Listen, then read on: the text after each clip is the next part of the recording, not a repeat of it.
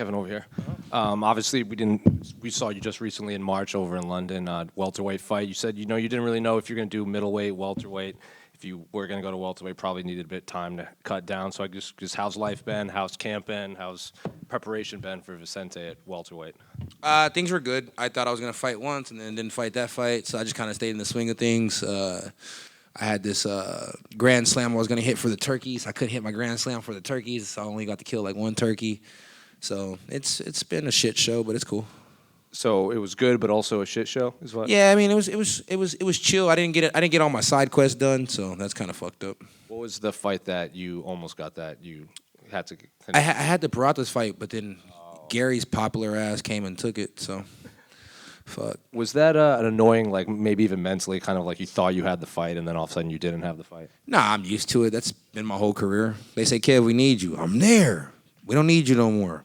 See you next week. So just used to it. Well, they came to you with Vicente, and I feel like when they announced this, I think fans were surprised that you'd never been matched up before, and I just were kind of excited that the fight's finally happening now. So what do you make of Vicente as an opponent? Yeah, I wanted Vicente Luque the last time I came down to 70. Was trying to go for a little run, so it was always a name that I liked. So when he finally called my name, I was like, shit, about fucking time. So here we are. Well, it seems like, two well-rounded fighters that have finishes both on the feet and on the ground. So I guess what type of fight are you expecting from Vicente? Hopefully he can tap into his old self, and it's like and show up. It's like he usually takes punishment very well and then delivers punishment right back. So I'm a little longer than some of the guys he's faced before. I know that he's fought some tall guys, but he never fought a long guy like me. So it's like I expected to go my way 100%. Had this been a few years ago, then I'd probably tell you it'd be a true barn burner. But I'm gonna say a barn burner so the fans will be happy. But 100% my way. So when you say you hope the old Vicente comes out, is that because like the last few fights, maybe like especially like the Buckley fight, I think people kind of talked to, he didn't look like the Vicente of old in there. It was something else too. But it wasn't just the Buckley fight. It's just a certain little things that Luque does, and I've seen a couple interviews where he said a few things. It's just. He doesn't even believe he takes punishment as well as he used to. So it's like when a guy's known for taking punishment and then delivering punishment, it's kind of sad to see that start to fade away, So like you said, like 3 years ago or 4 years ago, probably a barn burner. So do you envision that this fight kind of ends inside the three rounds? Yeah, I don't think he has the durability that Nelson had. Once I caught him, he was able to shake back. And that's just from having, some time sitting down and letting that chin rest and stuff like that. So, I plan on going out there, touching that thing early, and I don't think he gets back up. How many fights do you think you get into this year, like by the end of the year? So I thought you were going to ask me this weekend. It is new. By the end of the year, I think for sure I'll hit that. I think I'll for sure hit 5 to 6 fights before the year is over with. I mean, realistically, it's like we're already at 3, and it's like 2 more would be easy as hell. 3 more is really idealistically I could do, but that just means I'd have a really busy year, and that means next year I probably wouldn't be as busy. I mean, the Noche card just got moved to Texas. The Noche card did just get moved to Texas, but until Texas figures out their legalization of marijuana, it's kind of hard for me to fight there. They don't want you to smoke a whole month out from the fight, and that's difficult, And it's like I still have a life to live, so I got to smoke my weed. And then just last one for me, your reactions to the new champion at welterweight with Jack, a guy that you had history with. Oh, yeah, I think it's amazing. I remember I said a while back between Plessis and Belal, which one was a better champ to watch. And I think that, of course, Homer Simpson over there, freaking dude's fucking wild, but he's such a fun person to watch fight.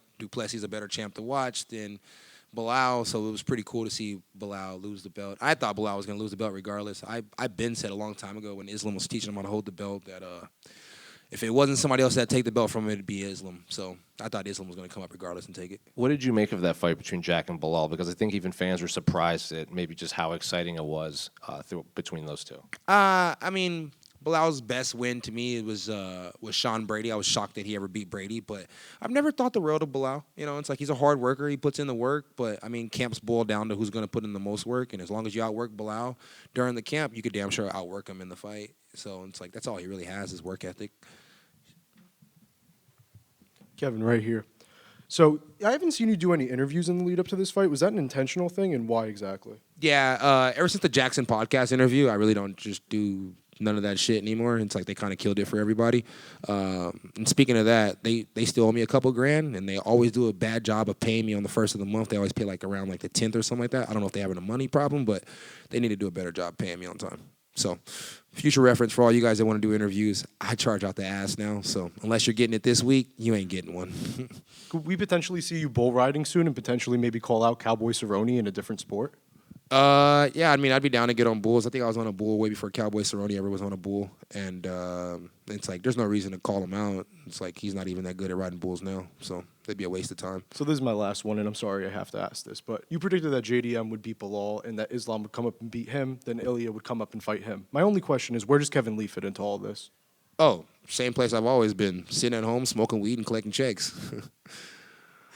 Kevin, right back here, piggybacking off of that PBR stuff. I saw you training an actual bull rider, Andrew Alvidrez, in the gym.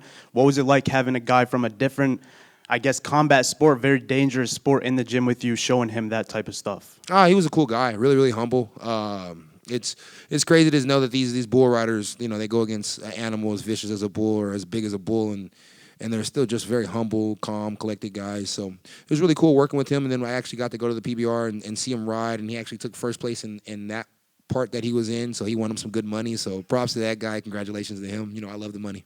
Can you talk about a little bit about, your love for bull riding? I see that you're, a fan of the sport. I love the sport too. What do you make of that sport? I don't know if I'm a fan of bull riding, right? It's like my boy Cowboy used to ride bulls, and I'm always giving him hell, like, I'm way worse than that bull. So it's not that I'm a fan of bull riding. My son's a big fan of bull riding, so I guess that's where my passion comes in at. Whatever my son likes, I love. And I hope that he can do really, really good in bull riding. But no, that's for Cowboy, and my passion is just I enjoy the farm life, I enjoy the hunting life, and I just enjoy being outside. 100%, man. I actually work at Bass Pro back home in Connecticut. I had a young gentleman from Dallas in the other day.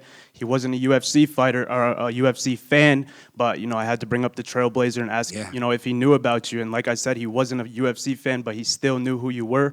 What does it mean to represent the Dallas-Fort Worth community like that and really just have that love, from people who may not even know the sport of MMA? It's great to have love in the DFW. It's great to have love. I mean, I feel like I represent Texas pretty well, not just the DFW, because I'm always in Houston as well. You know what I mean? So it's like I'm happy to live in Texas. Never gonna take anything away from being a California boy, but I'm for sure a Texas man. 100%. Thank you. No problem. Right, over here. You recently said on the Jackson podcast that you don't want to be a world champion. So if that's not your goal, what are you fighting for? For money. I mean, what the hell else would I be fighting for? It's like everybody who fights for a world championship, that's great. But at the end of the day, they all got to pay bills. So if they tell you they're not fighting for money, they're a goddamn lie. And if they tell you they're not fighting for money, we'll tell them then go back to what they used to get on their first contract and see if they like that or if they hate that. So I'm always fighting for money. All right, one other question. How is your current relationship with Rampage Jackson? My current relationship with Rampage Jackson? Bro, Rampage Jackson's not in the UFC, is he? No. Get off his dick. Thank you. I'm out of here, guys. Have a good day.